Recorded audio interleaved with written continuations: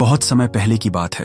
एक विशाल राज्य था जहां का राजा न केवल बहादुर था बल्कि अत्यंत बुद्धिमान, न्यायप्रिय और प्रजा के दुख सुख में भाग लेने वाला था। उसका नाम पूरे देश में सम्मान और गर्व से लिया जाता था। वह न सिर्फ एक कुशल योद्धा था बल्कि एक सच्चा इंसान भी था जो धर्म, दया और कर्तव्य को जीवन का सबसे बड़ा आदर्श मानता था। एक दिन जब सूर्य अपनी चमक बिखेर रहा था और आकाश नीला था, राजा ने अपने दरबार में एक घोषणा की, मैं एक लंबी यात्रा पर निकलूंगा। एक ऐसी यात्रा जो केवल एक सफर नहीं बल्कि आत्मखोज, अनुभव और सच्चे जीवन का ज्ञान दिलाने वाली होगी। राजा के इस फैसले से पूरा राज्य चौंक गया। मंत्री, सैनिक, आम जनता सबने राजा से विनती की कि वह ना जाए, लेकिन राजा अडिग था। मैं तभी एक सच्चा राजा कहलाऊंगा जब मैं खुद जीवन को समझूंगा, उसकी कठिनाइयों, उसके रहस्यों और उसके संघर्षों को जानूंगा। जिस दिन राजा की यात्रा शुरू होने वाली थी, उस दिन पूरा नगर उसे विदा करने के लिए उमड़ पड़ा। लोग उसकी जय जयकार कर रहे थे, स्त्रियां फूल बरसा रही थीं, बच्चे आशीर्वाद मांग रहे थे। उसी भीड़ में से एक बुजुर्ग व्यक्ति, जिसकी दाढ़ी सफेद थी, आंखों में वर्षों का अनुभव था, धीरे से राजा के पास आया। उसकी चाल धीमी थी लेकिन आत्मा गहरी।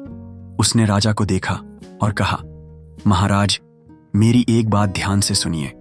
जब आप जंगल पार करेंगे, वहां आपको एक अजीब सा छोटा कद वाला आदमी मिलेगा। वह आपका रास्ता रोकेगा और लड़ाई के लिए ललकारेगा।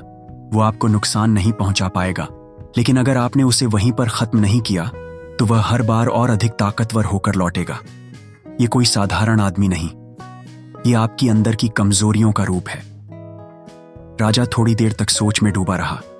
उसने सिर झुकाकर उस बुजुर्ग को प्रणाम किया और अपनी यात्रा पर निकल पड़ा। 2 दिन बीत चुके थे। जंगल अब गहरा और घना होता जा रहा था।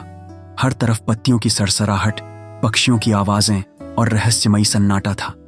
तभी एक जगह से 1-2 फुट का व्यक्ति निकला।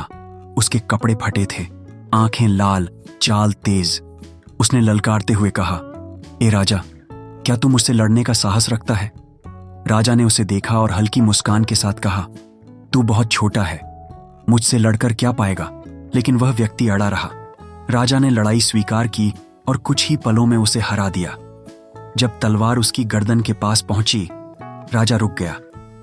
एक छोटे इंसान को मारना कोई बहादुरी नहीं है, उसने कहा और आगे बढ़ गया। अब यह सिलसिला चल पड़ा। हर 2 दिन बाद वही व्यक्ति राजा के सामने आता, पहले से बड़ा, पहले से ताकतवर। अब वह 4 फुट का हो गया था, फिर 6 फुट का, फिर राजा के बराबर। हर बार लड़ाई कठिन होती जाती, लेकिन राजा जीत जाता। और हर बार वह व्यक्ति अपनी जान बचा लेता, क्योंकि राजा सोचता, मैं महान हूं, मुझे मारने की जरूरत नहीं। लेकिन राजा यह नहीं समझ पा रहा था कि वह व्यक्ति दरअसल उसकी खुद की अनदेखी की हुई समस्याओं, उसके भीतर छिपी कमजोरियों और टालने की आदत का प्रतीक था। अब कई सप्ताह बीत चुके थे। राजा थक चुका था, उसके घाव भरने का नाम नहीं ले रहे थे। उसका शरीर अब थका हुआ था, लेकिन आत्मा फिर भी दृढ़ थी। तभी वह पहाड़ों के बीच एक घाटी में पहुंचा। वहां सामने वही व्यक्ति खड़ा था, लेकिन अब वह राजा से दुगना बड़ा और दैत्य जैसा बन चुका था। उसकी आंखें आग की तरह जल रही थीं और उसकी आवाज गूंजती हुई आई, राजा, अब तुझसे मेरी आखिरी लड़ाई है, या तू बचेगा या मैं। राजा ने उसकी ओर देखा। अब वह डर गया था, लेकिन उस डर से ज्यादा उसे अफसोस हो रहा था। काश मैंने पहली बार ही इसे खत्म कर दिया होता, लेकिन अब समय नहीं था पछतावे का। तलवारें टकराईं, जमीन थर्राई, जंगल गूंज उठा। राजा लहूलुहान हो गया, लेकिन उसने हार नहीं मानी। कई घंटों की भीषण लड़ाई के बाद अंततः वह राक्षसी व्यक्ति गिर गया और इस बार राजा ने उसकी गर्दन पर तलवार चला दी। जब वह व्यक्ति मर गया, राजा घुटनों के बल बैठ गया। उसकी आंखों से आंसू बहने लगे। वह केवल एक लड़ाई नहीं, अपनी पुरानी गलतियों से भी लड़ रहा था। अब मैं समझ गया हूं, राजा ने आसमान की ओर देखकर कहा, छोटे छोटे समस्याएं अगर समय पर हल ना की जाएं, तो वे दैत्य बन जाती हैं। इस कहानी में वह छोटा आदमी हमारे जीवन की समस्याओं, डर, आलस्य और टाली हुई जिम्मेदारियों का प्रतीक है।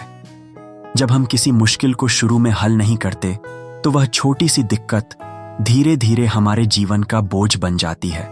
और एक दिन जब वह बोझ बहुत भारी हो जाता है, तब हमें उससे लड़ते लड़ते खुद को खोना पड़ता है। इसलिए हमेशा याद रखो, छोटी समस्याओं को नजरअंदाज मत करो। हर लड़ाई बड़ी नहीं होती, लेकिन हर छोटी लड़ाई की अनदेखी एक दिन बड़ी हो जाती है। ताकतवर वही है जो समय रहते फैसले लेता है और साहस से मुकाबला करता है।